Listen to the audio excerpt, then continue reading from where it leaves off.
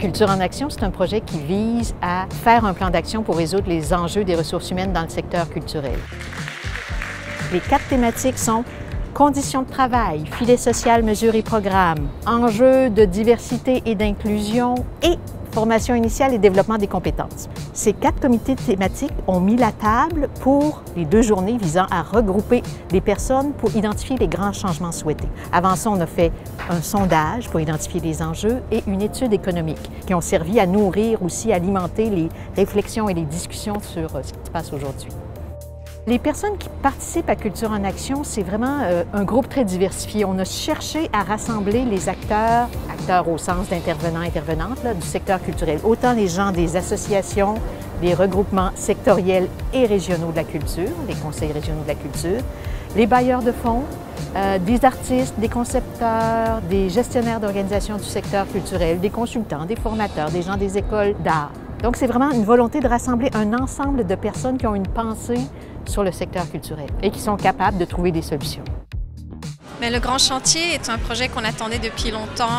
En culture, les salaires ne sont pas compétitifs, les revenus sont très bas en moyenne et ça ne peut pas continuer comme ça. Je suis ici principalement parce que c'est des enjeux auxquels je suis confronté tous les jours, auxquels on essaye d'apporter des solutions pour contrer la pénurie de main-d'œuvre. La vie culturelle dans les régions, il y a beaucoup d'impératifs. Les enjeux de main-d'œuvre sont extrêmement importants. La question de la précarité des artistes aussi. Les gens sont là parce qu'ils veulent que ça change. Il y a un très grand besoin de sensibiliser l'ensemble de la population sur les défis liés à la diversité. Mais je pense que d'être tout le monde au même endroit en même temps, c'est fou comment les idées circulent mieux quand on est tous à la même place. Puis je pense que ça motive les troupes aussi. Reconnaître le travail invisible, c'est-à-dire le documenter, faire savoir que derrière chaque contrat rémunéré, il y a une quantité d'heures de travail invisible qui n'est ni rémunérée ni pris en compte aux fins de la protection sociale. Comment on fait pour prendre soin de notre culture au Québec? Et prendre soin de la culture au Québec, ça veut dire prendre soin des gens qui font la culture.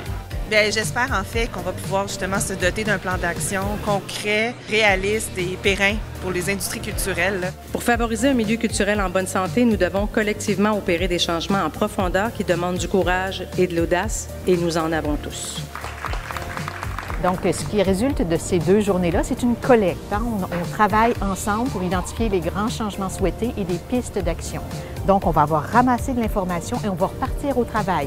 Une autre étape de travail en comité pour revenir en novembre avec un squelette de plan d'action.